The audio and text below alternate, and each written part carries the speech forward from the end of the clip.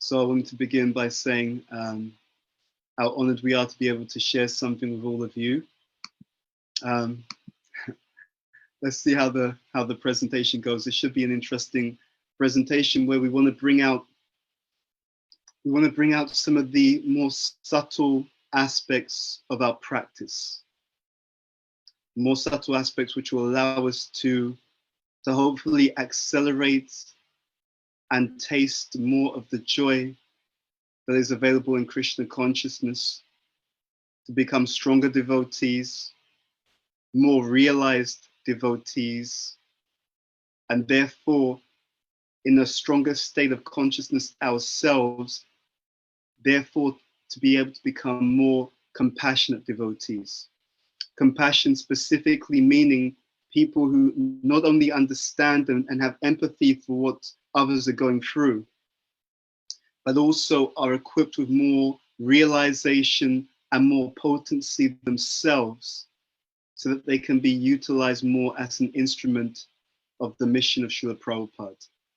Okay, so we're probably gonna talk about many different topics as we go through the session today, but that's the overarching theme. And just so that we can get the most from our time together, I'm gonna pause for a moment and I'm gonna suggest to all of you, if you do not have already, please grab some pen and paper or something that you can write on, okay? Because as we go through the session, it will be interactive. We're not just gonna be hearing a class, we're gonna be looking in the mirror.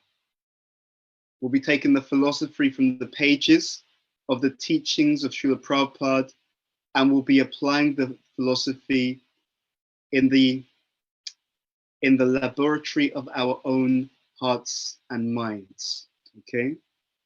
Okay, so just to really emphasize this up front, we're gonna discuss various different topics, and as we go through the session, I want you to do a little bit of an internal tuning exercise.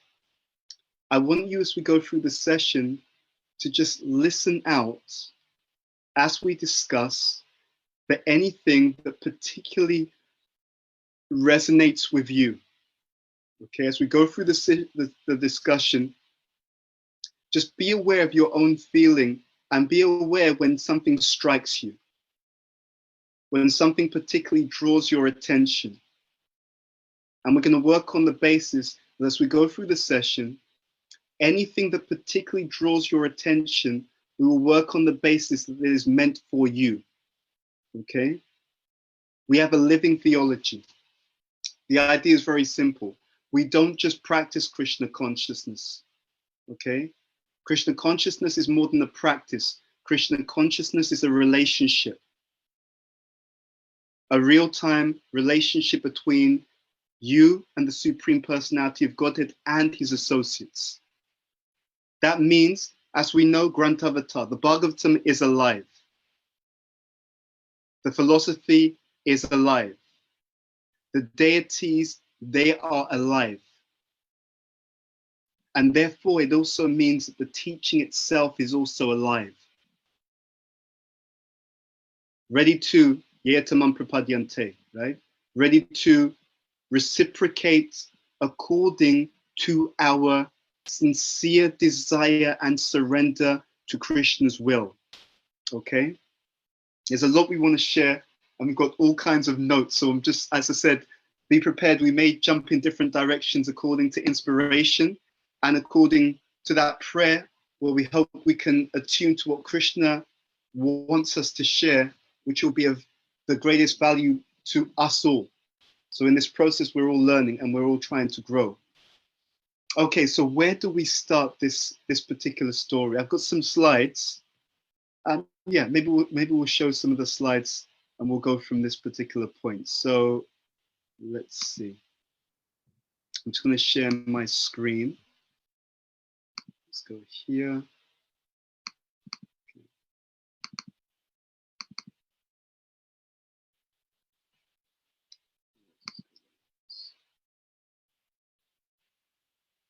So I'll begin by explaining why I decided to do this presentation in the first place. And I'll try and share with you You could consider it the problem statement that we have at this present moment in time, okay? The problem that we have at this present moment in time, and it's a problem that we share with the wider world, a problem that we would always share because we don't exist in isolation. The problem is the problem of the mind. The problem of the mind is the problem that the world is currently facing and has been facing for many, many years. And the problem is becoming stronger, more intense, and let's say more acute at this present moment in time. Okay? So what do I mean by the problem of the mind? The issue is very simple in essence. In our lives, we have a physical body, but we also have a subtle body. Krishna explains in the Bhagavad Gita, Bhumya Punalavaya Kamana Buddhyevacha Aham Krityami Bina Prakriti Ashtada. He actually explains the building blocks of the living entity in this world. Earth, water, fire, air, ether. Okay, these are the gross elements. Then what? Mind, intelligence, false ego. These are the subtle elements. And we're in this world as a soul. We're superior to all these elements. Aperiam itwastomyam, prakritim vidimepram jiva bhuta mahabaho, yayadam dayite jagat. We're superior, but we are identified with the inferior. So in the world, and this has been known for decades, we've known that the mental health issue is going to be a big issue. We've seen an explosion. I repeat, we've seen an explosion in considerations around mental health all around the world. Whether it's people suffering from depression, anxiety, so many addictions, so many things. Now the question also becomes, well, what's that got to do with Krishna consciousness? It has a significant role to play in our lives, okay? From many different perspectives. But I want to touch upon one, which is, if we want to be Krishna conscious, how do we take this very exalted, attractive, extraordinary proposition that we have, which is given on practically every single page of the teachings of Srila Prabhupada? He talks about what? He talks about, states of ecstasy by loving Krishna. He talks about being able to experience Krishna's reciprocation. He talks about developing a taste for the chanting of the holy names. So much wonderful aspiration.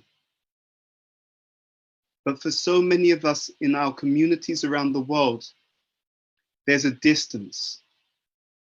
There's often a distance between what we hear, this aspiration, and what we experience in our day-to-day lives. So you've been experiencing this Shravanam festival. What we want to present to you in this presentation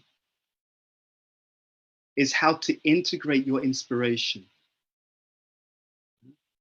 How to accelerate our spiritual development by really understanding how the teachings, the chanting, the association, how they are meant to be literally digested by a devotee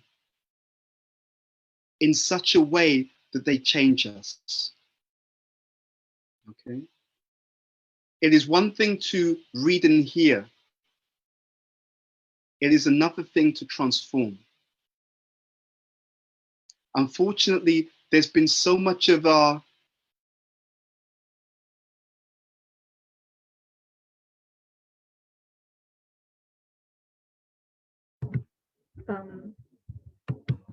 Hare Krishna. Can you hear me now? Can you hear me now? Okay. So I'll repeat that. There's been such an emphasis on reading and hearing, and that does not need to stop. That should always be there. What we need to add And what we really need to understand and to become more expert in doing is how to really read and hear in a way that actually transforms us. Okay? If we grasp some of these points that we are looking to share in this session today, I can guarantee you, I repeat, I can guarantee you that you will be able to accelerate your spiritual life. Okay? Some of the things that we'll be sharing are things that you may have heard, but you may not have heard them from this particular perspective or this particular angle. Some of the things that we'll be speaking about will be things that we do, but without being conscious of the effect, both either on a positive angle, so some things we do which are positive, we don't know how potent they are.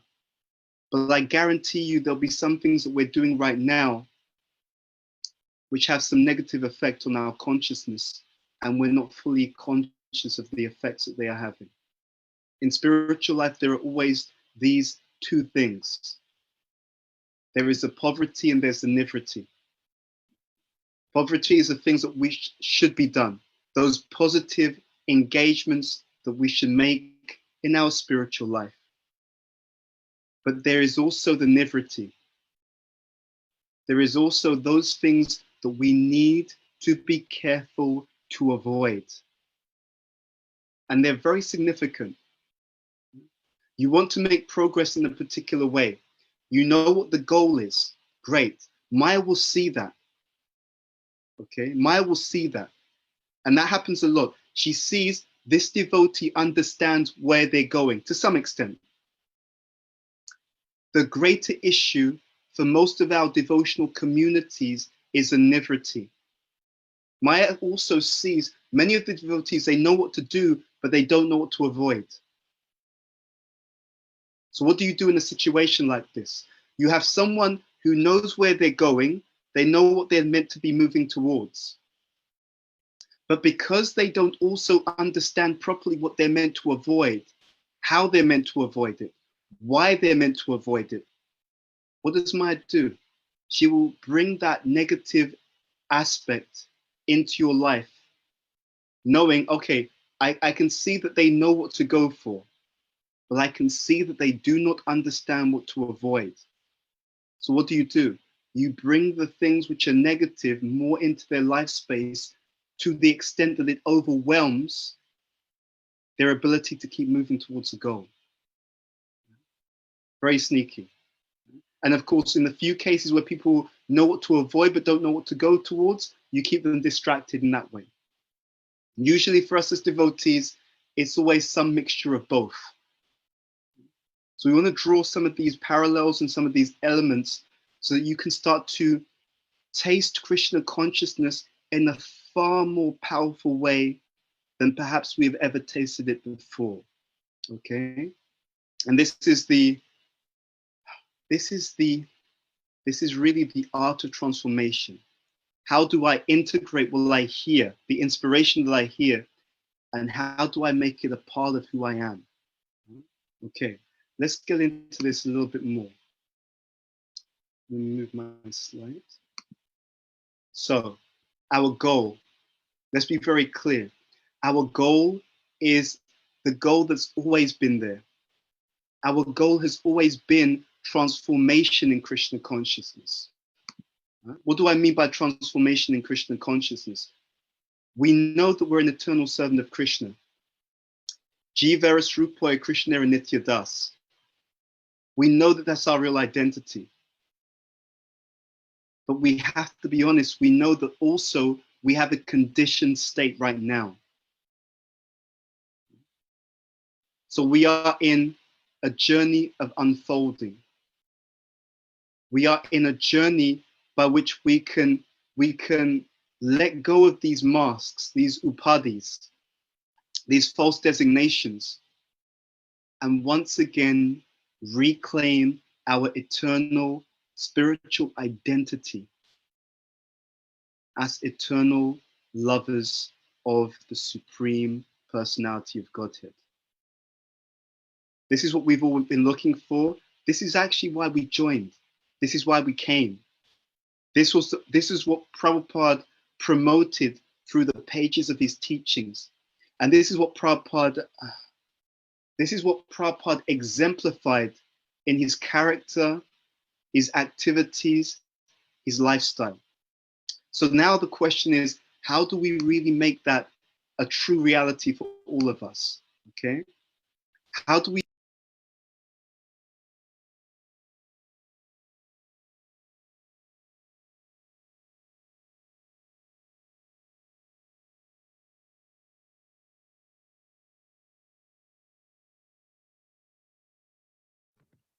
Hare Krishna.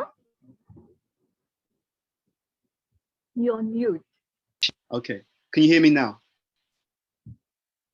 Okay, so I was saying that there's an issue on the journey, and it's the issue of this mind. As you can see on the quote, Bhagavad Gita, chapter 6, text number 5, we have a particular, let's say, element that we need to use in a certain way in order to experience everything, all the great experiences, realizations, the joy that's available in Krishna consciousness. And we have to do it with the help of the mind. That is the real point. We have to do it with the help of the mind. And we cannot allow the mind to degrade us.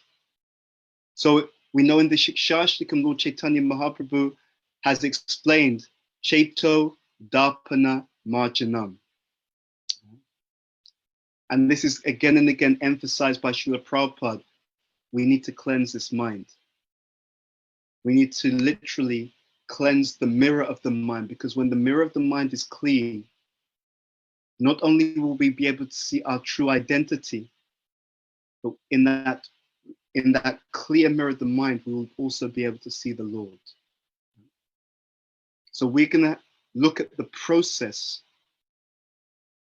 We may bring in some neuroscience, neurology, neuroplasticity. All of this relates to what we're going to be discussing on this journey to realize Krishna, to change who we are, to become who we are meant to be originally. And the more that we can apply the teachings properly in our own lives, the more, just by your example, the more we will be able to be the example for others of how they can also make that same transformation. Okay, let's take it a step further. So, we have our process. There are so many different aspects of Krishna consciousness that we engage in, right? Some devotees, they absolutely adore kirtan. Right? You can literally see it's such an absorbing activity. For someone else, it will be the study of the Shastra. All of these are important for all of us, but we may have a particular leaning, right, to some aspects of devotional life even more than others, and that is absolutely fine. I've seen, and I've tried to evaluate over many years, what is it that causes some devotees to really excel in Krishna consciousness? And what is it that sometimes causes devotees to stagnate on this journey? And sometimes causes devotees to even question whether Krishna consciousness truly works. Why do some really excel? And why do some really struggle? And most importantly, the question has really been on my mind, what can we do about it? So I was trying to explore the lives of devotees that I know in line with the teachings of Srila Prabhupada, also taking it and trying different things based upon our own experiences and our own journey to see what are some things that can be done that can really make the difference in each and every one of our lives in this journey back to Krishna. And I do want to emphasize, it is the journey. It is a journey. It's not something that happens necessarily overnight. Rarely does it happen overnight. So we need to prepare ourselves for the marathon. Live our lives in such a way in Krishna consciousness that we can honestly say, hand on heart, every year we are growing. Every year we are experiencing. Every year we're gaining more spiritual strength, enthusiasm. So this is the goal. It's not Krishna consciousness. It's transformation in Krishna consciousness. So we again come back to our eternal spiritual identity. The unfolding of a higher reality. How that's done, what gets in the way, and what we can do about it. So I'll move to the next slide. So this is a quote from Einstein. And I just wanted to share this because it's definitely relevant to our own journey in spiritual life. He says you cannot solve an issue, and this is really important. I'm going to really emphasize this. You cannot solve an issue from the same level of consciousness that created the issue. I emphasize this so strongly because unfortunately, this is what we face in the modern world.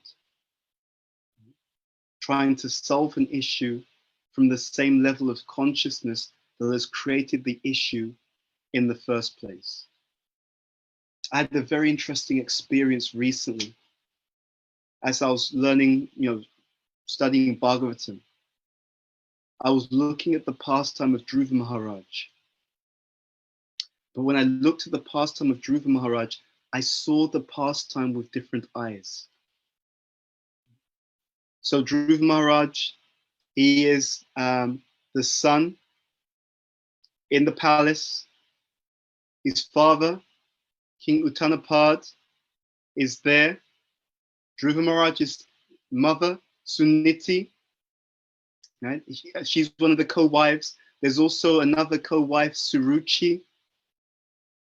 And in the pastime, this is 4th canto Bhagavatam.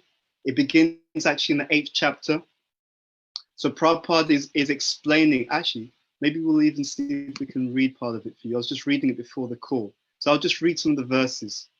Okay, let's see. So we'll start. Yes, this is 4th canto, Srimad Bhagavatam. This is chapter 8, and it's titled Dhruva Maharaj Leaves Home for the Forest. So I'll read from text number 8 onwards. I'll just read the verses. King Uttanapad had 2 queens named Suniti and Suruchi. Suruchi was much more dear to the king. Suniti, who had a son named Dhruva, was not his favorite. Once upon a time, King Uttanapad was patting the son of Suruchi, Uttama, placing him on his lap. Dhruva Maharaj was also trying to get on the king's lap, but the king did not very much welcome him. While the child Dhruva Maharaj was trying to get on the lap of his father, Suruchi, his stepmother, became very envious of the child, and with great pride she began to speak so as to be heard by the king himself. Text number 11. Queen Suruchi told Dhruva Maharaj, "My dear child, you do not deserve to sit on the throne or on the lap of the king. Surely you are also the son of the king, but because you did not take your birth from my womb, you are not qualified to sit on your father's lap." Okay, it's interesting. What you see in the Bhagavatam, I've been studying the Bhagavatam, and to be honest, it's just extraordinary. It's extraordinary for so many reasons, and many of the reasons are unknown to us. The Bhagavatam it achieves many different purposes on many different levels. The Bhagavatam in the 4th canto, you see this pastime. Dhruva Maharaj, his mother Suniti. Niti means actually rules. Suniti is emphasizing that ability, that personality who follows the rules. And because the mother follows the rules, Suniti, she gives birth to the son Dhruva. There is an implicit meaning in that Bhagavatam. That means when one follows the rules very strictly, it gives birth to Dhruva. Dhruva means what? It means determination. And that is contrasted with Suruchi. Ruchi means taste, or in this case, one who just follows their feelings, their whims. And of course, we'll hear later on that Suruchi, because she made an offense to Dhruva, and it's interesting, she made an offense to Dhruva before he became a pure devotee. But because he eventually became a pure devotee, the fact that she'd offended him before he became pure meant that she had some negative reactions later on. Very, very interesting. Dhruva and this pastime of being, think about it carefully for yourself. Dhruva is a young boy. He's a young boy who's rejected by his parents, who's kind of told, you're not good not good enough. Suruchi is a stepmother. But you see also the king, and in these verses, I'll actually tell you the exact verse, because it's very, very interesting the way that Bhagavatam describes this, because it's also explained that it's not just that Dhruva Maharaj was told by his stepmother that you can't act and that you can't sit on your father's lap, but in text number 14 it says the following. The sage Maitreya continued, "My dear Vidura, as a snake when struck by a stick breathes very heavily, Dhruva Maharaj, having been struck by the strong words of his stepmother, began to breathe very heavily because of great anger." Now, this is an interesting next sentence. "When he saw that his father was silent and did not protest, he immediately left the palace and went to his mother." So there's a very interesting lesson here. It's not just that Dhruva Maharaj was told by his stepmother, you can't sit on your father's lap. That's painful. It was also his biological father who was there and who saw this entire thing play out, said nothing. Your stepmother's rejecting you. Your father himself does not even stick up for you. The story of Dhruva Maharaj, ladies and gentlemen, is one of the oldest descriptions of childhood emotional neglect and trauma. So what you see is very interesting. You have a young child who is shown rejection by those who are meant to be the caretakers of that young child. Even in the modern world, it's understood that much of a person's behavior in their adult life is actually due to patterns that they inherited in their childhood.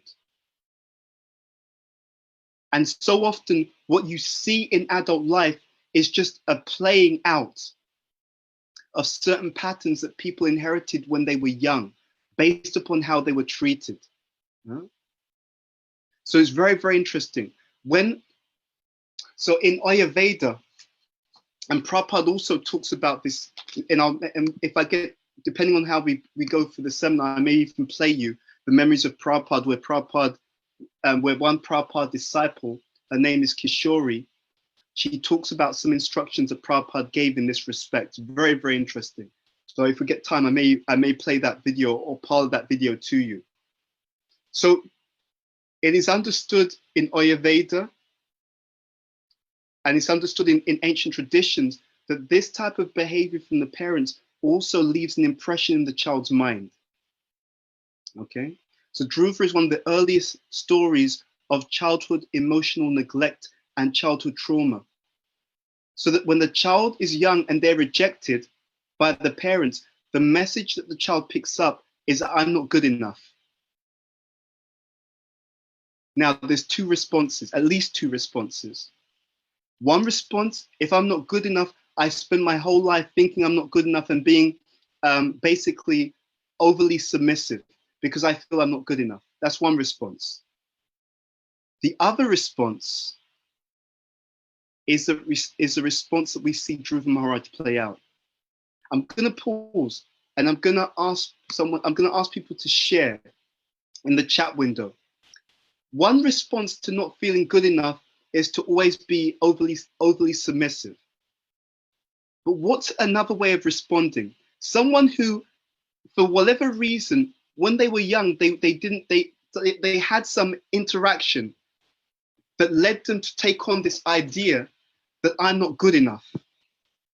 How could that person try to respond throughout the rest of their life?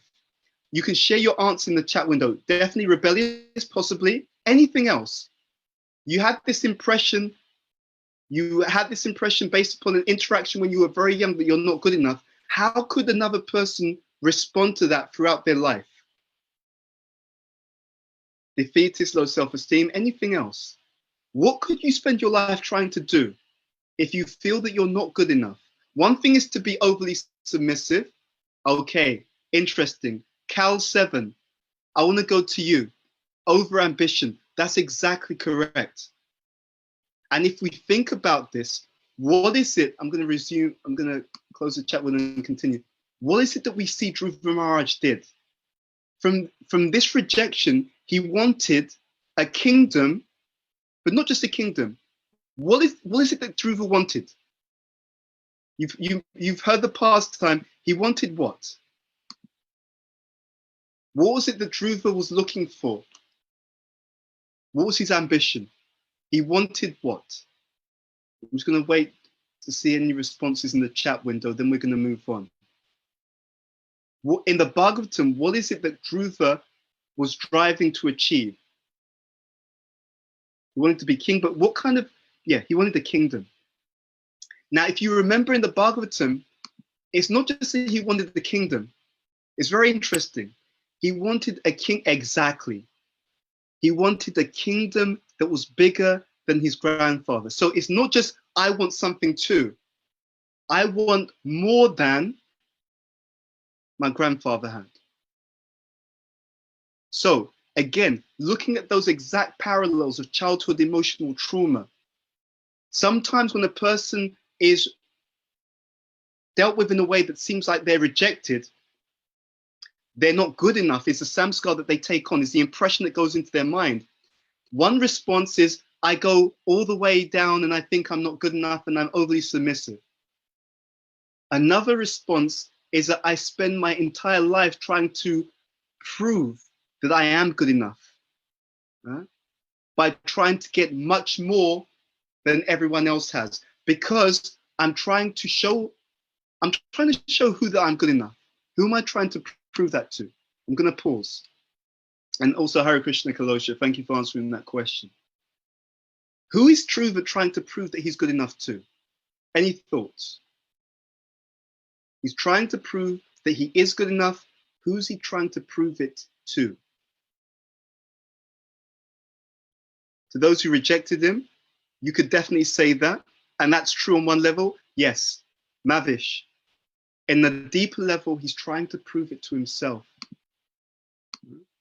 So when you read the Bhagavatam, all these different layers and levels are taking place.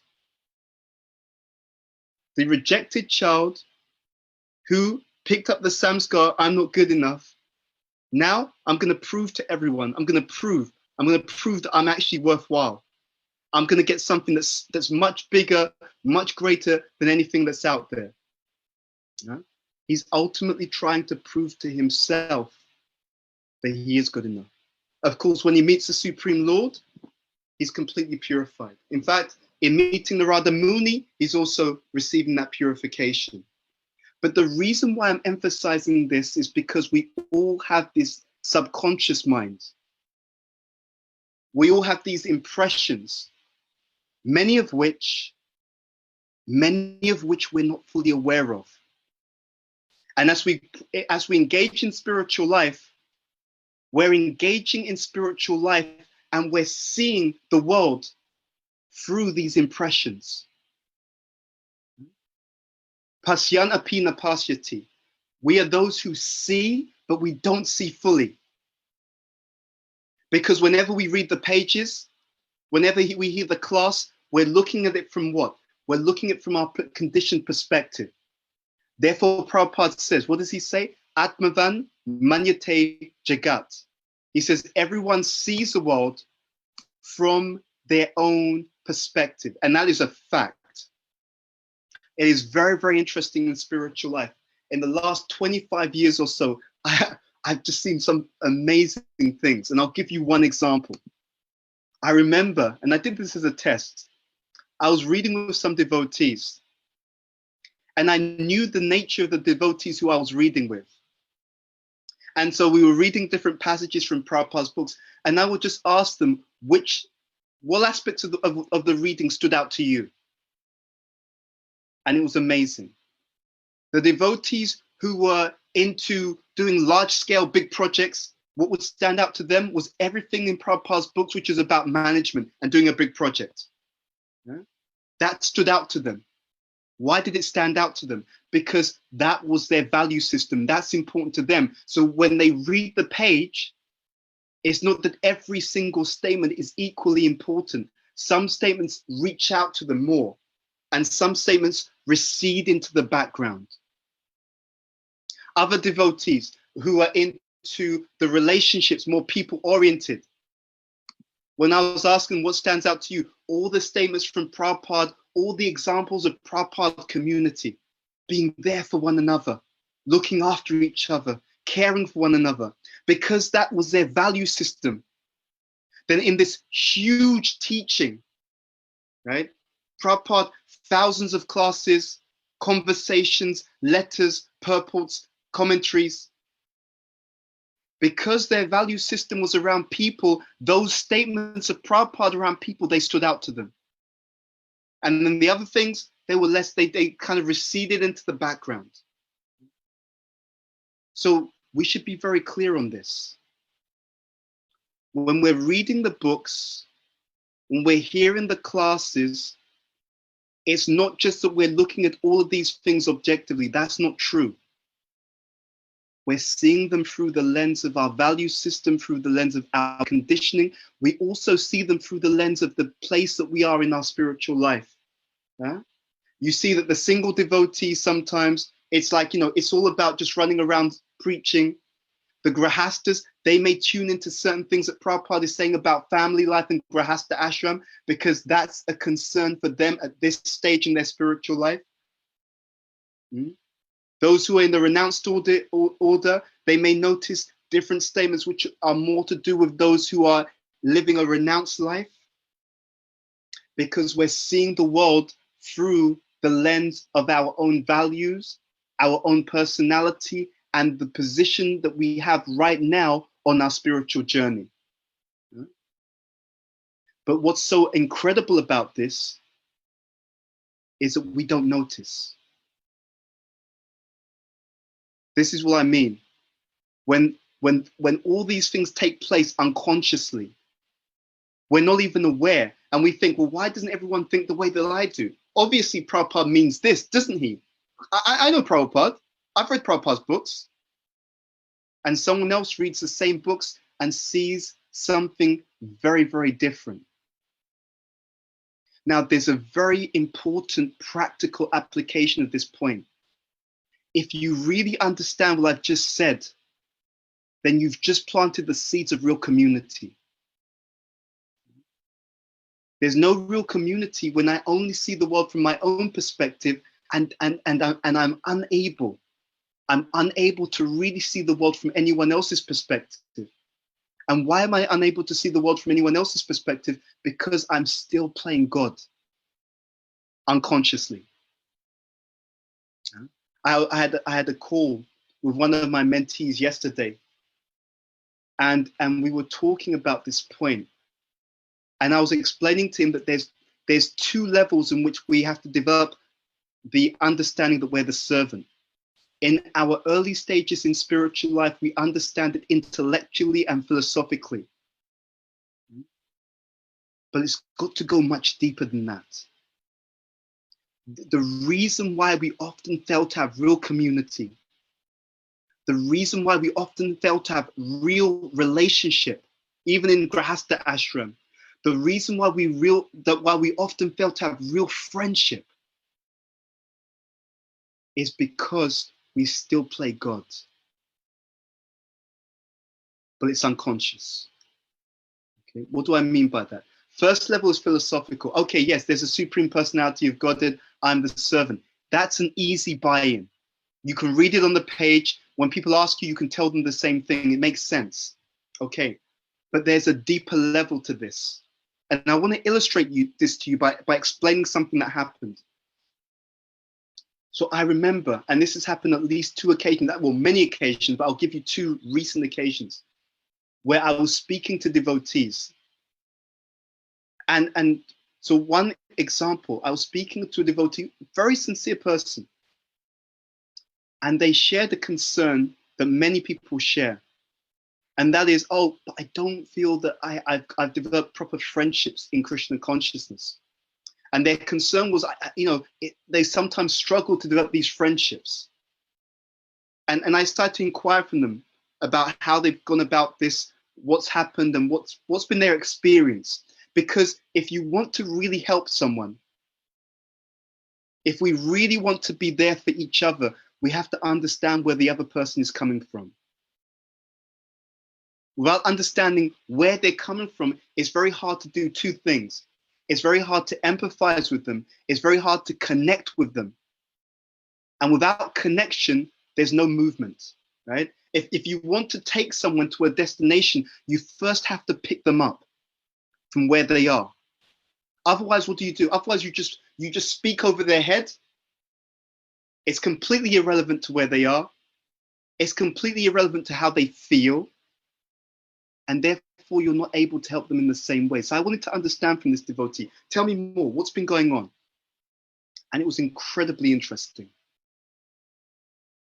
It was incredibly interesting because as I heard the person speak, I could understand. And when I heard what they were saying, I could understand what the fatal flaw was. So they explained very sincerely how, I'm trying to get the devotees to, get involved in this particular thing and build, I want to build these friendships and relationships. And, I call the devotees up and I tell them, why don't we do this particular service together? And, we can spend time, and this service goes on at this time and you can come and join and we can do this service together and we can get to know each other better. Now, when I heard what he said, I thought, okay, now I understand what the problem is. Okay. And he was a very sincere devotee. I heard his voice and I thought, now I understand. Unconscious God complex. So I started to explain to them, okay, so you want to build these friendships, right? And he said, yes, I want to build friendships. I want to really, I want to build these relationships. So I explained to him what the issue was. I said, yes, you want to build a friendship with these other people. So you've invited them to do a particular service, right? Why have you invited them to this service? Oh yeah, I love this service. It's a really great service. I really enjoy it. Okay, great, fantastic. And you've invited them to do it at what time? This time, because this service, I like to do this service at this time. And I've invited them at this time. Okay, interesting. So let's look at this. I want to build a relationship with this particular person. I've invited them to do the service that who likes. I've invited them to do the service that I like. Okay? Point number 1. Point number 2, I want to build a relationship with this person. I've invited them to do the service that I like at the time that's convenient for me. Okay? So, it's the service I like at the time that works for me. Who's in the center here? Them or I? It's all about me, right? I want to be friends with you. I'm gonna, it doesn't matter what desires you have. I want to do this service, right? I want to be friends with you. It doesn't matter when you're available. I'm available at this time, okay? So drop what you're doing, drop your schedule, rearrange your activity, rearrange your time to do what I like, and we can have a great friendship. Subtle, unconscious God complex. I want to build a relationship with someone else, but it hasn't even occurred to me that they have a certain thing that they like doing. It hasn't even occurred to me that they have a schedule. They have other responsibilities. Without meaning to, I've engaged in this process of impersonalism. I want you to be my friend, and it's all on my terms. And so I was explaining, because you've put yourself in the center, that's the fatal flaw in relationships. Huh? Because I've not really considered the person who I want to be friends with. And this is the deeper level of realization that we're not the center. We can say Krishna is the center. Anyone can pack that, but to live it, that's something very, very different. To live it, to realize that, we have the sign that someone's realized that is you see that they live a life where they don't put themselves in the center. Now, I want to give a balanced point to this because people can take this the wrong way. They still look after themselves though. Okay? Why? Because self-compassion is the fuel of service to other people. Right? What do we mean by this? You don't chant, you don't have potency to help other people. You don't read, you don't have knowledge to teach other people. So you're able to give what you have. There's a very famous letter by Prabhupada. He said, our first principle is to save ourselves and then others. He says, or both can go on simultaneously. You want to give Krishna consciousness. Fantastic. Are you Krishna conscious? We're able to give what we have.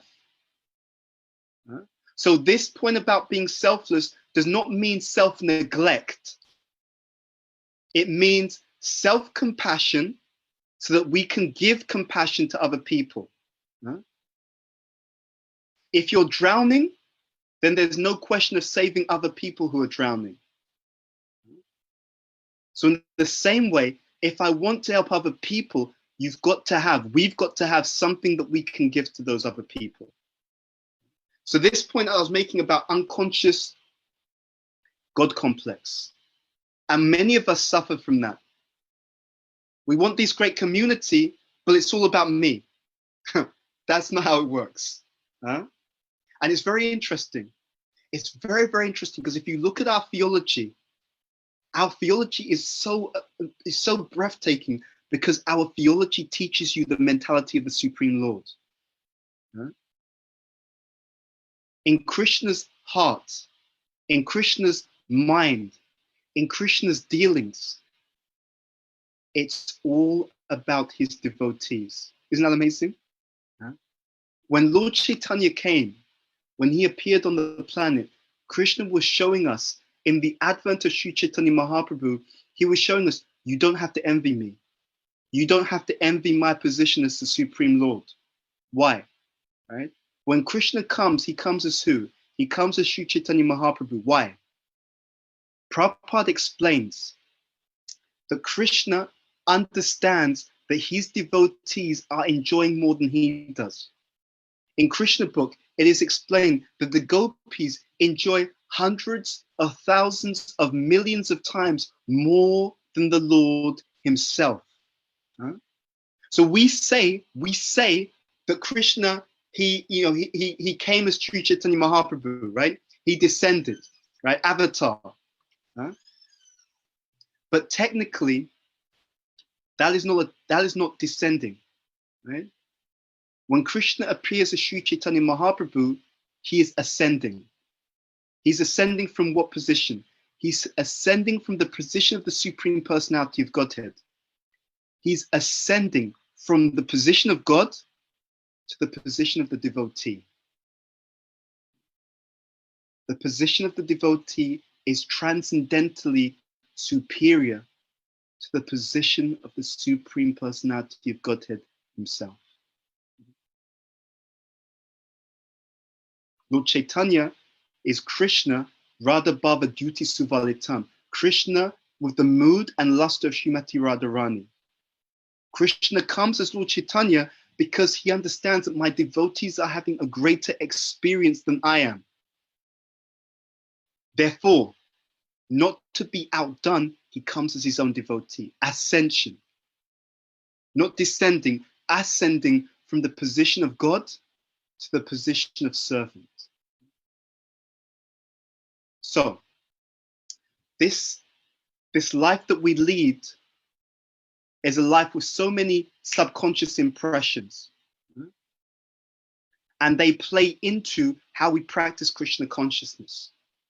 If we understand that, then it helps to broaden and open up a whole new horizon in consciousness. Now we look at the other devotees, I understand why they think the way that they do, right? They have different samskars, different upbringing. They may be at different stages in their spiritual journey. Yeah? They may have different values, different needs, and it gets deeper than that, ladies and gentlemen. Yeah? We also have our past lives, plural. I'll give you an example. In the movement right now, in our communities right now, you have so many people who are more conservative, so many people who are more liberal, and sometimes they just argue, create offenses, criticize each other, and it should not happen. Sometimes a person in this lifetime is more conservative because in their previous life as a devotee, they were more liberal. And in that previous life, they were too liberal. And because they were too liberal, being too liberal, they came too close to Maya. And by coming too close to Maya, they fell down. And therefore, in this lifetime, they're very, very, very conservative because they have this samskar in the unconscious recesses of their mind. And they remember, I fell down, I didn't go back to Godhead because I was too liberal. And in this lifetime, it's just like when you burn your hands from the fire, at that moment, your hand goes as far back from the fire as possible. Other devotee, it was the opposite. Another devotee in their previous life, too rigid, too conservative. If everything wasn't done one way, exactly the same way, every single person, I don't care about your personal circumstances. This is how I'm doing it. Everyone has to do it the same way. I don't care about being flexible. I don't care about being adaptable. And because they were too rigid, there was also an issue in their own life. Sometimes if they're too rigid, they become so offensive. Anyone who doesn't do it exactly in the same way that I'm doing it, I curse them. And therefore, for that reason, in their previous life, they fell down. Yeah? So what's happening is we're coming to Krishna consciousness. We're coming from different perspectives. Because of different values, different previous life experience, different conditioning, all these different stages in our spiritual journey. It is so amazing. If you understand this, then you can suddenly see Krishna consciousness very differently. What does Prabhupada do? Prabhupada empowers different preachers to emphasize different stages on the spiritual journey. So some preachers, they'll emphasize the high stages of spiritual practice, right? Raj Bhakti, knowing Krishna, loving Krishna, just chant all day, don't do anything else. Everything else is Maya. And there's a place for that. Because there'll be some people who are at that stage and when they're not dealing with anything else in life. They may be living in the Dharma, they may be living a very strict, very simple life, and that kind of preaching really inspires them. There's a place for it. Someone else will be emphasizing something else because the audience that they are empowered to preach to are very much in the world, living in the world, acting in the world.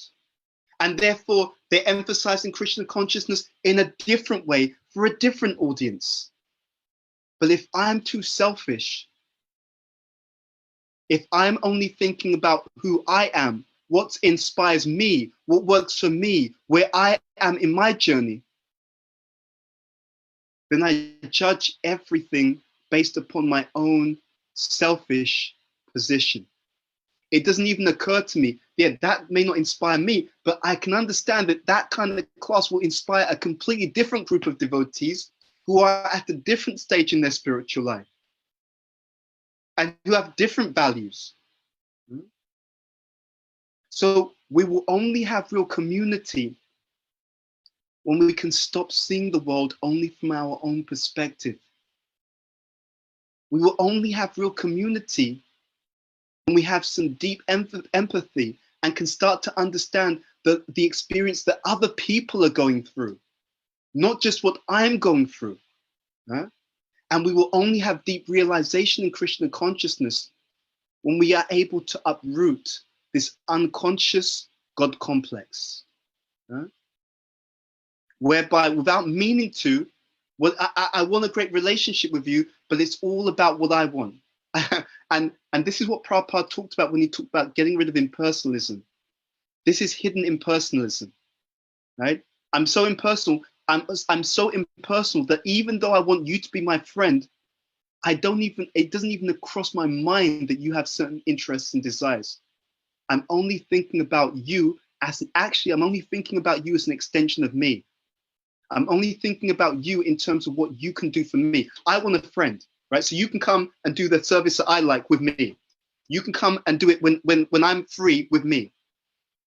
I'm seeing you as an extension with me. Now, it's very, very interesting. When that happens, what's the result? Many of us on this call will have seen or experienced, unfortunately, bad parenting. What do I mean by bad parenting? Parenting when the parent is expecting the child to be an extension of themselves. So sometimes in Kali Yuga, the children and the parents become estranged. Why? Because mum and dad are going to force me to do the profession that they like. They're going to force me to do the activities that they like. It's actually, what's happening is that parent had some unfulfilled material desires. So now they've got a child, they're going to force their child to fulfill their unfulfilled material desires.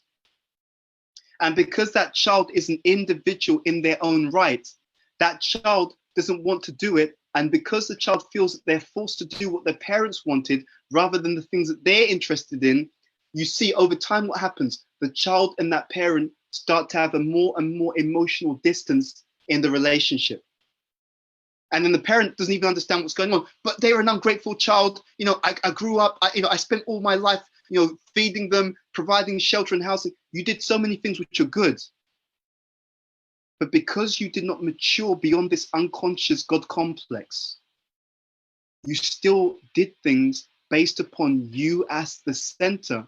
And that is the one law that destroys all relationships. The one law that destroys all relationships is that I am in the center. In other words, I'm God and everyone is an extension of me. Everyone should do what I want. Huh?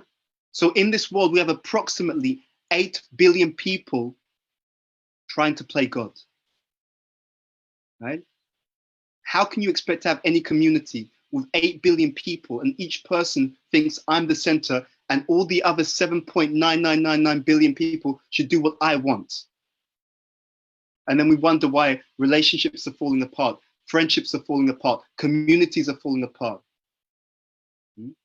Krishna consciousness is a solution. It is a solution. Anyway, this is to illustrate the power of the unconscious. We talk about the mind, but we don't understand how deep it goes. The power of the unconscious. Now, what happens if we practice properly? We know there are 3 modes.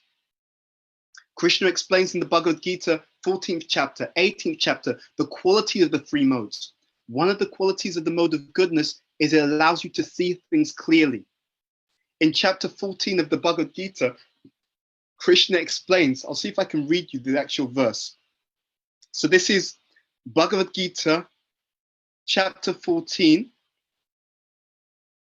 I'm going to give you the exact quotes. Let's see. Yes. So this is chapter 14, text number 12, I believe. Yes. Actually, no. Text number 11. So Krishna says, the manifestations of the mode of goodness can be experienced when all the gates of the body are illuminated by knowledge. Now, what that means is you're able to hear things clearly. You're also able to see things clearly. So when people practice spiritual life properly, their vision becomes more and more clear. So they start to be able to see and perceive these subtle patterns. Oh, hold on. I didn't realize it. I wanted a friendship, but the whole thing was about me. I didn't realize. I didn't realize that I was doing it. It was all on my own terms. I was unconscious, unaware. Huh? But as we get purified, we become more aware. Oh, I didn't realize. Oh, sorry. Yeah. I was unconscious. I had a conversation with a friend recently. And when I brought this point up, they actually said that they when I said it, they could start to see, oh yeah, I do. I tell people I want friendship, but I actually tell them to do everything that I want. And they were unconscious of it.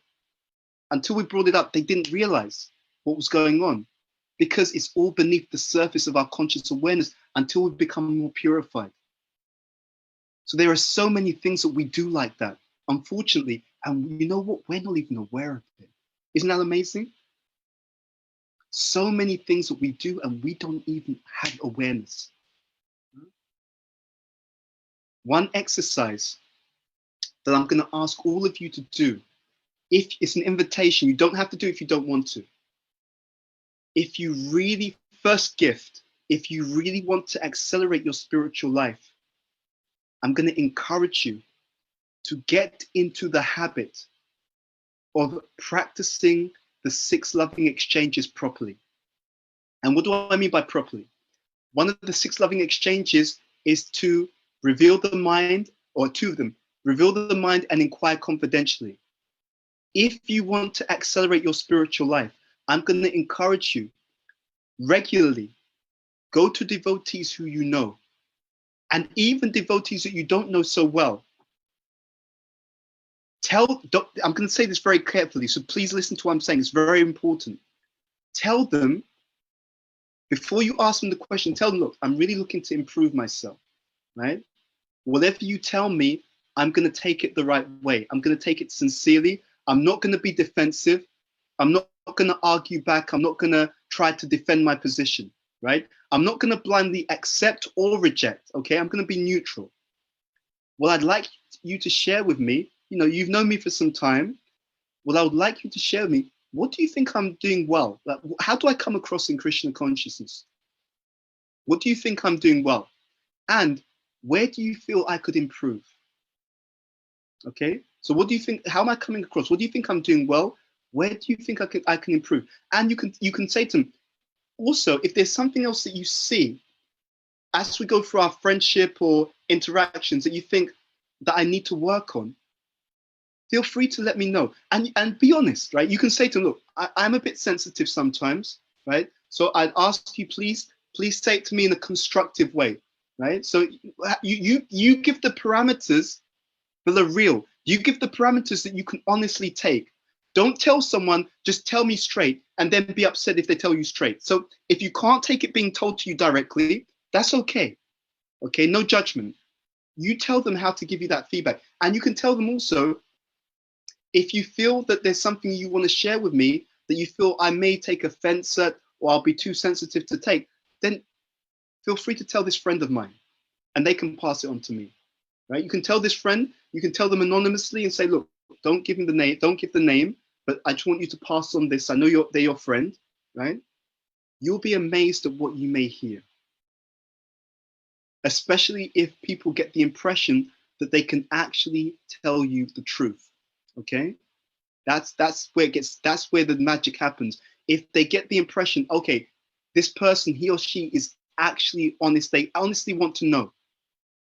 And what will happen in that process is you can learn amazing things about your gifts and about your opportunities to be more Krishna conscious.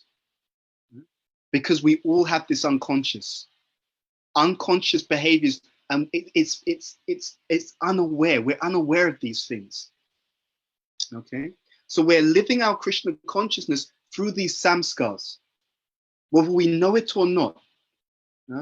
Through our value system, our previous conditioning, our previous life experiences. Therefore, we see some things, and other things, they just blend into the distance. But we can make a difference if we understand. Now, there's more to it. That's just the taster. There's more to what I'm going to tell you. And this is where it gets really exciting for us. We know that we have to transform ourselves with the help of the mind. but oftentimes we haven't unpacked that statement. We don't know what it means.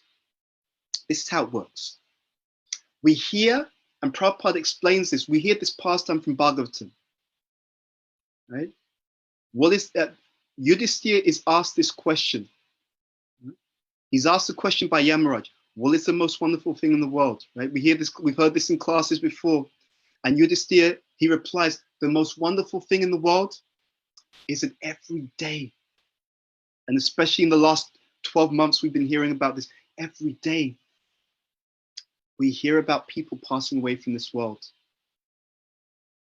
And yet every single one of us, we live as if we are going to live forever. We act as if we're going to live forever. Have you ever wondered why that's the case, though? Let me explain what happens. At the time of our death, because that time is a very kind of intense time.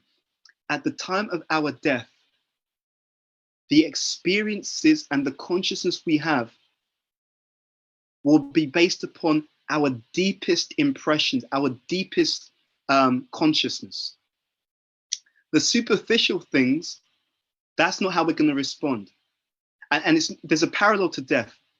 When people are under great pressure, their deepest samskars, their deepest impressions, they come up, right? Not the superficial impressions. The deepest impressions come up when people are under pressure and when they're at the time of death. So in Krishna consciousness, what we're trying to do is to develop such a deep spiritual consciousness that at the time of death, we will be able to think about Krishna, remember Krishna, and therefore come to him. Okay? What that means is we need to understand how these deep impressions of Krishna consciousness become rooted to our hearts and minds. It's not just a question of some kind of just fickle spiritual life. We need to understand how these deep impressions are established so that rather than practicing Krishna consciousness on the surface and getting one result, we can develop a deep Krishna consciousness, deep impressions, deeply anchored to our hearts. And when the impressions of Krishna consciousness are at that level, then we will be tasting and relishing Krishna consciousness in a much deeper level. We will be constantly experiencing a deeper level of transformation in our spiritual life. And we can be guaranteed that at the time of death, we'll be able to go to Krishna. We hear Shastra, but there's one thing to hear it superficially and another thing for the Shastra to be deeply attached and deeply connected to our hearts and minds. Our scriptures give us the science of how to deeply connect to the teaching, deeply connecting to the teaching to the extent that the teaching transforms us. There's two dimensions to this. One is nivriti. If I want to deeply imbibe Krishna consciousness, I need to make sure that I'm not taking up all that space in my consciousness with material activities or material impressions. Okay? So I wanted to share with you a few things on this. As I was studying this, I started to realize certain key things about my own life. So for example, when I would wake up in the morning, I would have my phone as an alarm. So I would set my alarm on my phone. So I wake up in the morning because my phone alarm's gone off and I press it and so on. And then I started to understand, as I started to look at this topic, one of the very interesting things I learned about the mind is that what you do the moment you wake up, right? What you do when you first wake up and what you're thinking about when just before you fall asleep, at those 2 points, your mind is particularly open to the impressions at those times. So traditionally, what are we meant to do when we wake up and before we go to sleep? We're meant to offer obeisances to the spiritual master. Okay? There's a special reason for that. It's not just, oh, if you feel like it, it doesn't make much difference anyway. No, no, no, no, no, no. It's not quite like that. If you do prayers are always powerful. First thing when you wake up, right? So just when you wake up, you do prayers, spiritual prayers at that time. If you do prayers just before you go to sleep, because the mind is more receptive at those times, those prayers go more deeply into the consciousness. You establish a much deeper connection because your mind is more receptive to spiritual prayers at those particular points. Don't take my word for it. This is how exciting this stuff is. If you do an experiment just for 1 month like that, see what happens to your consciousness. Point number 1. Point number 2, I was listening to this class. It was amazing. I mean, it was not a class, actually. It was part of a class. When in the early 2000s, I believe it was. Yes, early 2000s, late 90s. So His Holiness Tamal Christian Maharaj came to the UK. He was doing his PhD at Cambridge University. So we got to do some service for him. Anyway, so it was a real influence in my life. And I was listening to this short part of the class, and he said something which didn't first make sense to me. And he said, if you want to develop a taste for chanting, right, which we all do, he said, if you want to develop a taste for chanting, he said, if you should chant before Mangalati. Interesting idea, right? Interesting idea. You want to develop a taste, but I didn't even understand how. Like, but I thought you can just chant anytime, it's all the same. He said, if you chant after Mangalati, okay, you will definitely get benefit, obviously. We know that. And you can develop a taste, there's not a problem. But he said, especially if you're able to chant before Mangalati, you can really develop a taste for chanting. Now, when he said that, I thought that's interesting. There must be a reason why he said that. So I started to do some investigation. And what I found it's changed my life. I started to do some investigation. I started to investigate our philosophy, our teachings. I started to investigate especially what Prabhupada has given in terms of the significance of the period that we call Brahma Muhurta.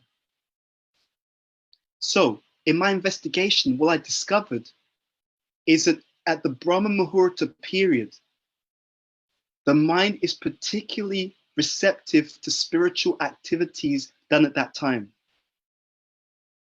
So if one chants during the Brahma Muhurta, that chanting actually has more potency, not because the holy name has more potency.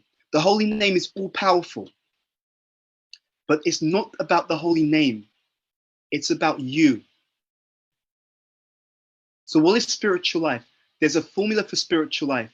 I call it the PRO formula, P-R-O. P stands for purity. So you want to be exposed to pure Krishna consciousness. R stands for receptivity. And O stands for offenses. So you want to be exposed to pure Krishna consciousness, P. You want to be as receptive as possible to the pure Krishna consciousness, R, receptivity, minus offenses, O. So you literally want to practice Krishna consciousness, live life like a pro. Purity plus receptivity minus offenses. So this R, when one chants during the Brahma Muhurta period, the mind is more receptive to spiritual activities at that time. And let's be very clear. I know that many of us have children, they have a schedule, they may not be able to do that. Understand, we get that point. So this is one of many different approaches. But if you have opportunity to chant during the Brahma Muhurta period, if you chant during that period, you will find that you will develop more, you have more ability to quickly develop a taste for chanting. Because at that time, the mind is more receptive to the chanting of the holy names than at other times in the day. So we talked about the practice, the prayers just before you sleep, the prayers just before you wake up, or just around waking up, We've talked about chanting during Brahma Muhurta. 3 activities that deeply put spiritual impressions deeply into the consciousness because the mind is more receptive at those times. Okay, let's take it a step further. I'm going to show you a slide. And this is also something that really, when I started to explore this, it really made a big difference in my spiritual life. So I'm going to show you this slide. Okay, I think you can see, I can resume it. Okay, so you should be able to see a new slide on the screen. Can you see the circle? Is that correct? Can you see that or not? Okay, I'm going to move. Einstein. Okay, let's see if you can. Good now. Can you see the circle now? Yeah, timing. Yes, timings. Okay, good. Now this is an insight to reinforce what Prabhupada has given us. Because to be honest, we don't really understand the treasure that we've been given by the founder Acharya. There is increasingly, as I said at the beginning of the day, mental health issues all around the world. And this chart gives us one of the clues as to why that is. Okay? So, what is it that Prabhupada gave us? Prabhupada spoke to us about the importance of sleeping and rising early, okay? And we think it's just, yeah, it's a nice idea, nice. Okay, yeah, it's cool. Prabhupada said, yeah, it's okay. I'll do what I like anyway, right? Wrong. On this image, I want to talk you through how this works. What you see on the screen, this is Ayurveda explaining what happens to the mind at different times of the day. Okay? We know in Ayurveda there are 3 energies, Kapha, Pitta, Vata.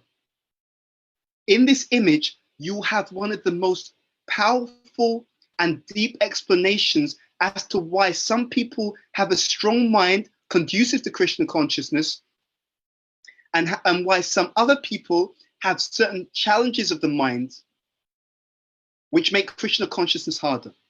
What I'm trying to get across to all of you is that for many of us, our experience of Krishna consciousness can be accelerated. And for many of us, the challenges that we experience in Krishna consciousness, we take it the wrong way. I guarantee you, so many in our communities, when they find challenges in spiritual life, they think, oh, you know what? Krishna consciousness is so hard. Or they think Krishna consciousness, it doesn't seem to be working. My conviction, my 108% conviction is that the philosophy works. Where we need to be more expert is in our application of the philosophy. Okay? So does everyone understand what I'm saying? Right? And I really mean this. I really mean this. I'm going to talk you through what I discovered. So, what you can see if you look at this point between 10 p.m. and 2 a.m. So you can see here, there's what they call the Pitta period between 2 a.m. and 10 p.m. In Prabhupada's explanation to us, he says you should be asleep by 10, rise by about 4, etc., get 6-7 hours sleep. Many people in the world right now, what happens to many people is that when we go through our lives, we have some difficulties. And those difficulties, the main difficulty isn't so much even physical, although that can be there sometimes. Many people have emotional difficulties. Let's say that you had an argument with someone, you fell out with some devotees, you felt that someone wasn't there for you, you felt someone said something negative about you. There's these kinds of emotional difficulties, resentments, right? And then we start to become bitter. We feel that someone didn't treat us properly in Krishna consciousness or in our relationships. And then I think I'm unhappy because they did something to me. I'm going to pause. How many of you, just show of hands, let's be honest, how many of you have ever seen that in our spiritual communities? Just raise your hand. Anyone ever seen that? Yes or no? Okay. I've seen it many, many times. Okay. I'm going to give you a completely different perspective on what's happening. And I'm going to give it to you in two different ways. We'll start with this diagram.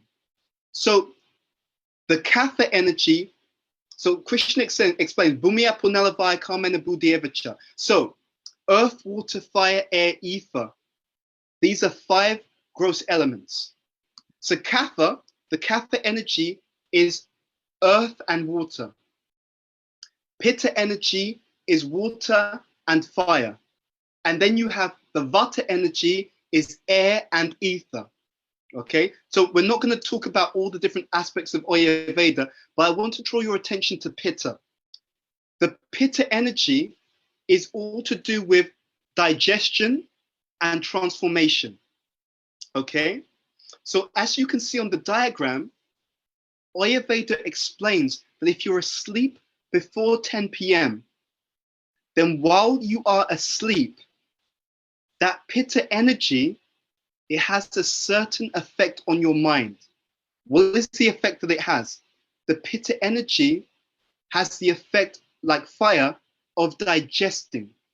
It digests the experiences that you've been through in that particular day.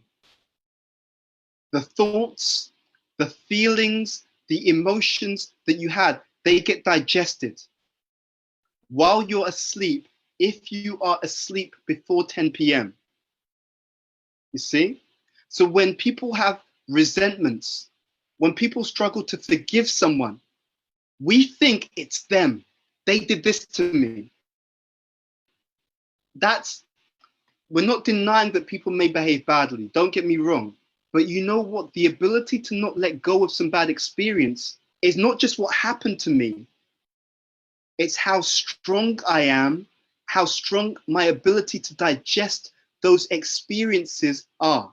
So even if I've been through a bad experience, but my ability to digest those experiences is strong, I won't hold on to it. But if I've been through something and my ability to digest those experiences is weak, then something happened to me 10 years ago and I'm still bitter, angry, resentful, negative, upset, vengeful, and it happened 10 years ago. Right? So it's not just a situation, it's a situation relative to my ability to digest. Right? And that is why, and we all know this deep down, that's why you have some friends, they've been through a lot of difficulty. Objectively, really difficult, maybe difficult upbringing, difficult marriage, difficult experiences. And you know what? And they're forgiving, they've let it go, and they're like, they're not resentful. And you think, how is that possible? How is it that you went through all of this and you don't hold it against the person? And then you've got someone else, they haven't been through as objectively difficult a time, but they struggle to let it go. They want to let it go. They really do want to let it go, but they find it hard to forgive, to let go, and to move on. There's a Sanskrit term for this in Ayurveda. They call it Sadhaka Agni. And in Ayurveda, it explains that just like you have a fire of digestion, which allows you to digest food, there's also a more subtle digestion which allows you to digest experiences. So when Prabhupada is explaining, if you sleep before 10, it's good. There's a lot more to it than people realize. It actually allows you to also digest emotions and experiences. And just like food, if you digest food properly, you're able to let go of the toxic waste and you're able to stay healthy. If you're unable to digest food properly, you get sick. So what we see in the world is a lot of emotional sickness because we're living outside of the natural cycle. So there's a point there. Now, if you think about this, what does it mean? There's a huge implication here. What's implied by this is that if the world lived their life more in line with the natural cycles, then everyone would actually have an improvement or would see an improvement in their mental health. That's deep. I repeat, if we as a society, both devotees and non-devotees, were to live more in line with the natural cycle, which is already embedded in Prabhupada's teachings, then our mental strength would actually increase. Our experience of life is not what's happened to us. Our experience of life is the ratio of what's happened to us relative to our own ability to be resilient and to digest those experiences, right? The example that comes to mind is Bhima. Why does Bhima eat more than other people, right? He has a bigger appetite. He has a big fire of digestion.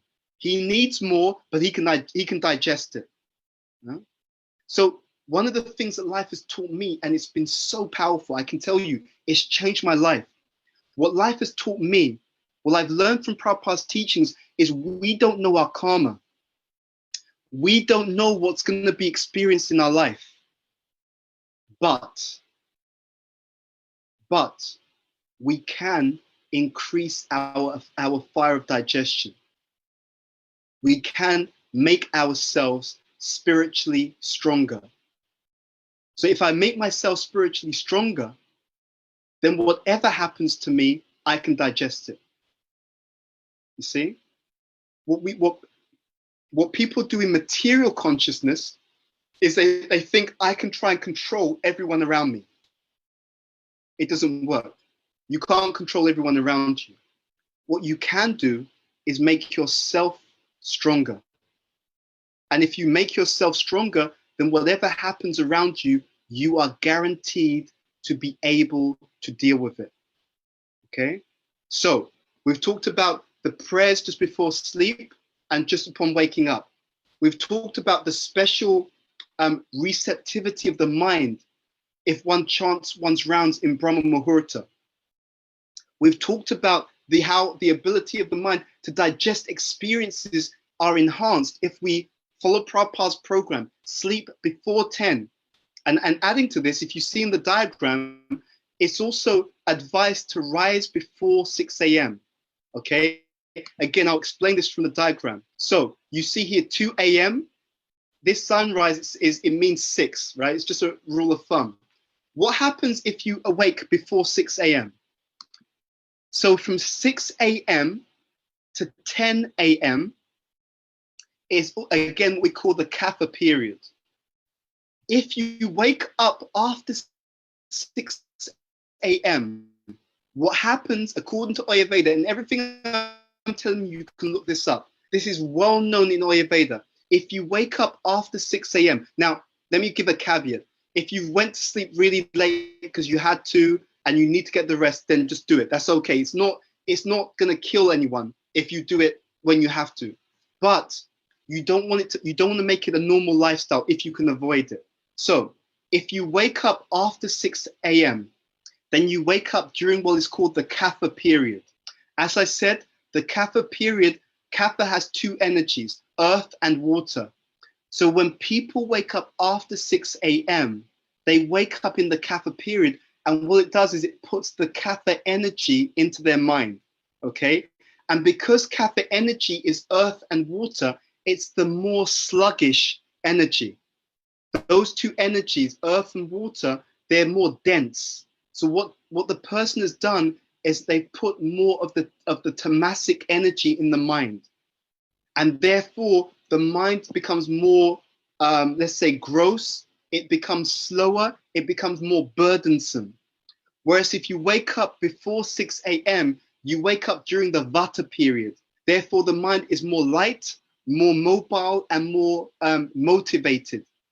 It's more energetic, energized.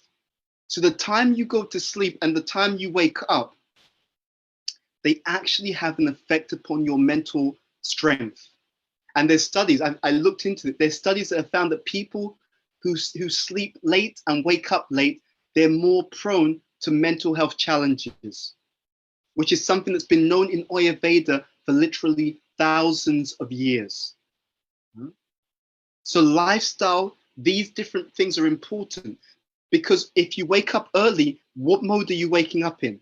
You're waking up in the mode of goodness. Huh? It's so important. It's explained in our teachings that if you practice if you live a lifestyle in the mode of goodness, then what actually happens is you find that it's easier to practice spiritual life as well. Why is it easier to practice spiritual life in the mode of goodness? Because every type of activity has a certain vibration. I'm going to pause. Can you still hear me? Just put something in the chat. Okay, you can. Good. Okay. So spiritual life is in the vibration of goodness. So if you lead a lifestyle in the mode of goodness, your mind becomes more filled with the mode of goodness. When your mind is more filled with the mode of goodness, it naturally leans towards those activities which are in the mode of goodness or above. So when we practice a lifestyle which is more in the mode of goodness, then what happens automatically is you find practicing Krishna consciousness easier, and you become more inclined towards practicing Krishna consciousness. Okay? So there's some very, very powerful things that happen just by doing this. Okay? So all of these things relate to the psychology that means that when we practice spiritual life, those impressions go deeper. Someone who's got a sattvic mind, when they hear the class, it goes more deeper into them. Right? Someone who is doing those prayers, early morning, just before sleep, taking advantage of the Brahma Muhurta, those impressions go more deeply. One last thing I'll share, then I'm going to get you to do an exercise. In the first 2 cantos of Bhagavatam, there is a methodology that is being given. That methodology is technically called Adhikari Tattva. The first 2 cantos of the Bhagavatam give the methodology by which you can unlock the full teachings of the other cantos of Bhagavatam. What is this Adhikari Tattva? It is the ability to receive the full benefit of the Bhagavatam by having the receptive consciousness which allows you to receive blessings. Okay, what is that methodology? There are 2 terms, Shushruta and Kritibihir. Shushruta means eagerness to hear. Okay, so to get the full benefit of the Bhagavatam, one has to be very eager to hear the message. And Kritibihir means respectful in the dealings with devotees and in the dealings with with the speakers of the Bhagavatam. So when the Bhagavatam is being recited and the person who is hearing is very eager to understand what Krishna is sharing in the pages of the Bhagavatam, and when the person who's hearing the Bhagavatam is also respectful towards the devotees, and especially the person who's speaking the Bhagavatam, a subtle transmission takes place. And that transmission is exemplified in first canto Bhagavatam by who? We hear the story of Narada Muni and the Bhaktivedantas, right? So he's explaining to Vyasadeva how he became Narada Muni. He explained that in the previous life, he was the son of a maidservant. He was assisting his mother in serving the Bhaktivedantas. Very sincere, respectful mood.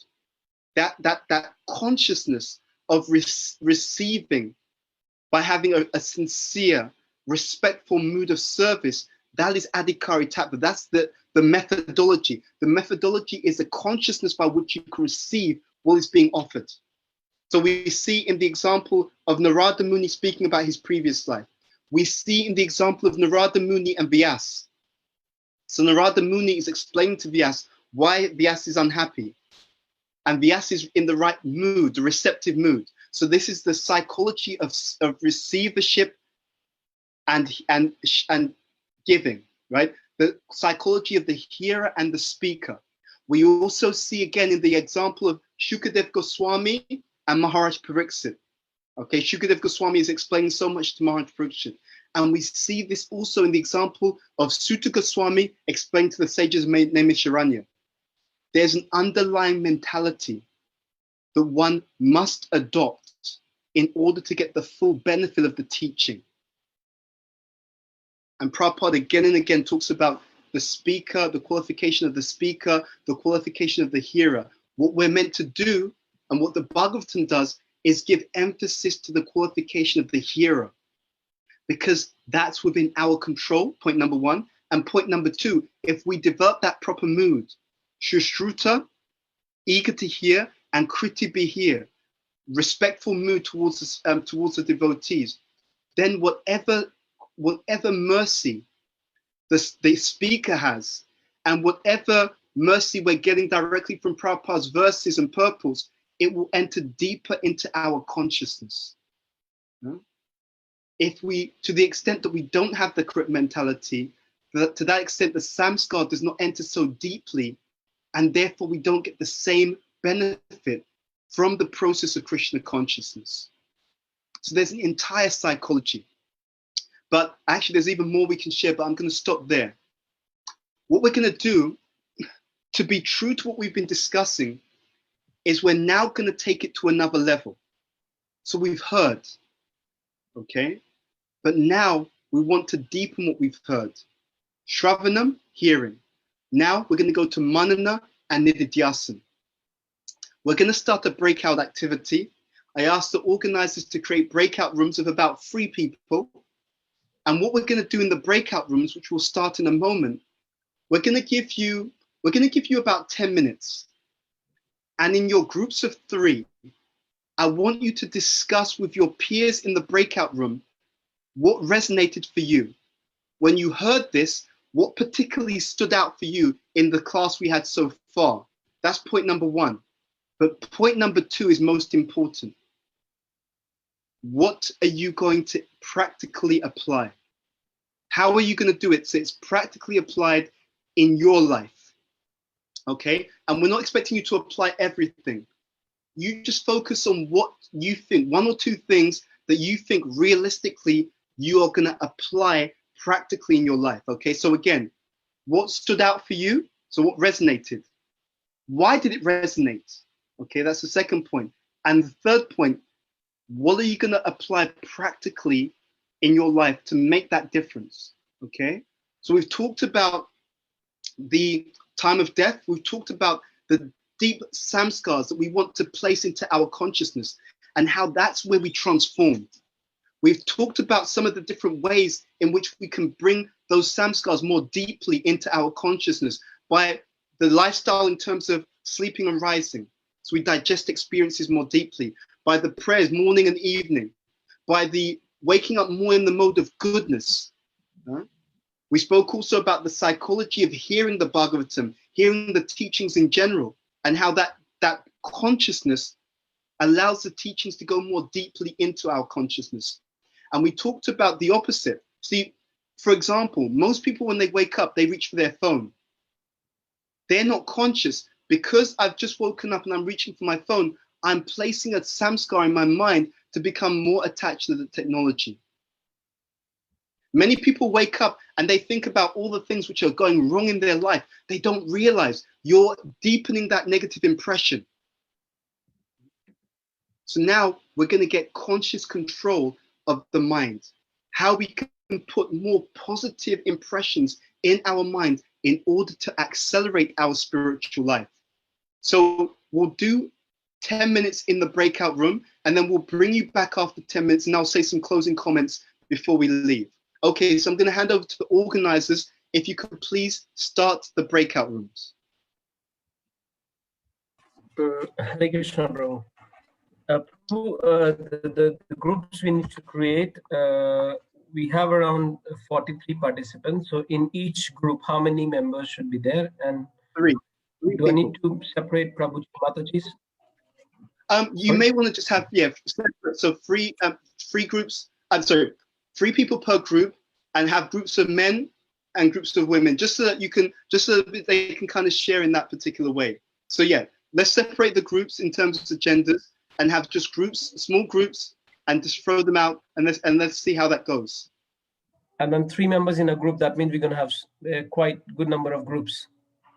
That's fine. That's no problem at all, because everyone's sharing, and we're doing this because in doing this, you get a chance to digest your experiences. Okay, it's one thing to speak and hear. I want you to share it. I want you to think about what it means for you, so it goes deeper. This is another way that we get the impressions deeper. This is another way that we transform. It's not just hearing, then we go home. It's a let me hear, reflect, apply, share, and then it goes much, much deeper. Yes. Okay, Well, okay, let's, okay. And how much time are we actually, going to give to each group to discuss and brainstorm? Everyone will do 10. Everyone will have 10 minutes to share their own reflections. Okay. Actually, Prabhu, what you can do, because the groups haven't been created, you can do random groups, because I think it's okay. I think unless this group, particularly have a particular leaning, let's just do random groups. So it doesn't matter whether it's mixed groups, but just get them into groups of 3, do it as a random group, and just let them share for 10 minutes. All right. Okay. Give me 5 minutes. I'm creating it and sharing it. Okay. Okay. So while the groups are being created, so before you start the group, just tell me when the groups are ready. But while the groups are being created, I'm going to pause and ask, are there any questions or comments? Let's just use this time for any questions. Hare Krishna. So if anyone has any questions, kindly come forward.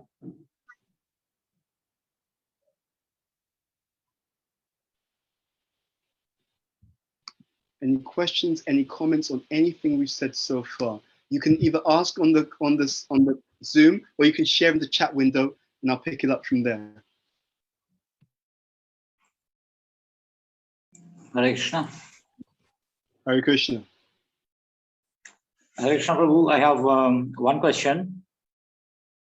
Hare Krishna. After hearing your explanation and the deep impression and coming to the solution, so we see that whatever bad impression that we have in our mind, so we don't have to buzz about it. Now we have to focus on how we can bring deeper impressions of spirituality in our mind, so that these can suppress. So is that correct, or? Yes, yes. So you don't. It's not that you have to. You can't. We have impressions from lifetimes. There's no question of getting all impressions out of the mind. It's not a problem, and we don't have to get all impressions out. What we want to do is make sure that we deepen and strengthen the spiritual impressions. And by doing so, we will be able to make that great progress that we all desire for, and that transformative experience that we're meant to have. So it's no longer just a theory, it's something that we're experiencing more and more. Yes. Thank you, Prabhu. Thank you for your And question. now we invite Ajay Chaitanya Prabhu to please unmute yourself to ask your question.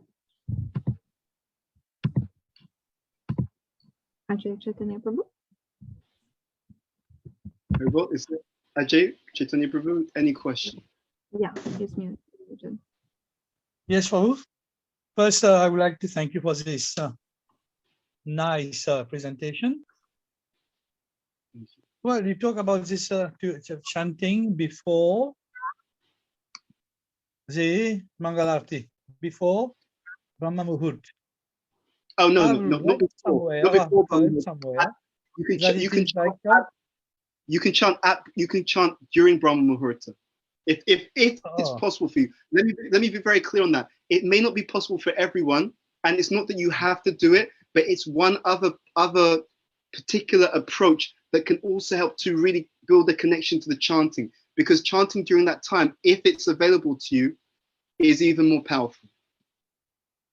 Yeah.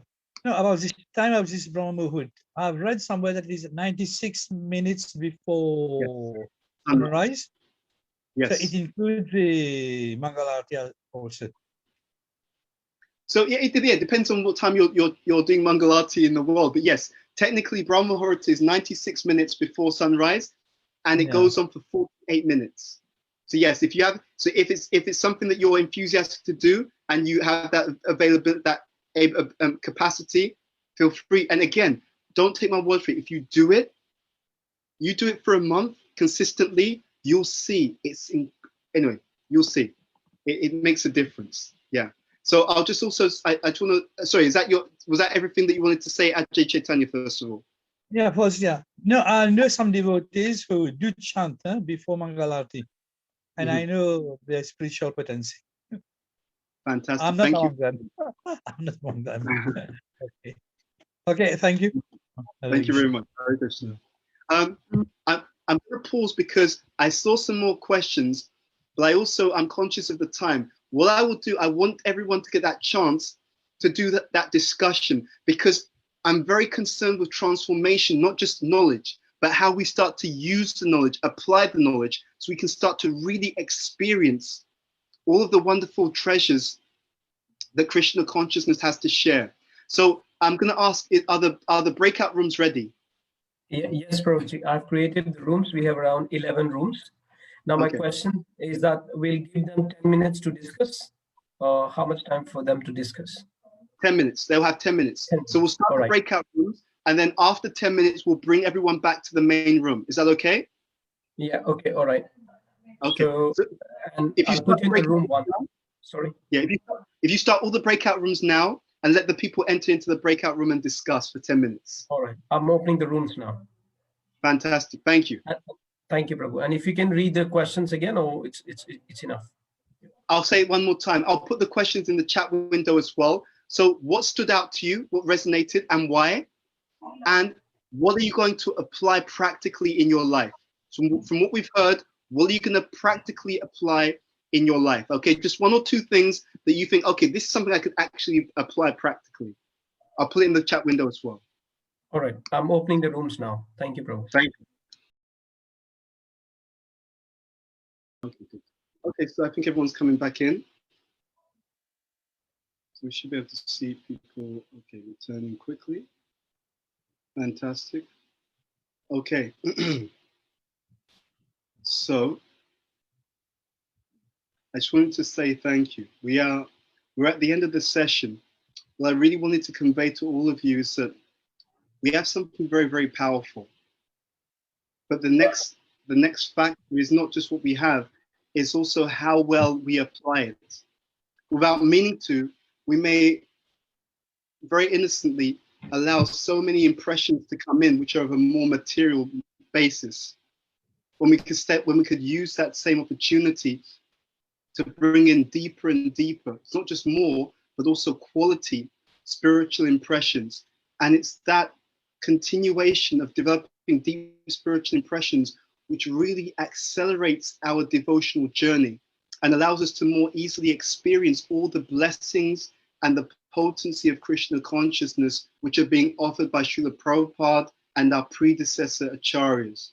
So I want to leave you with this meditation, this idea of not just practicing Krishna consciousness, but becoming Krishna conscious through transformation. Thank you very much, and I look forward to seeing you again at a future program. Hare Krishna.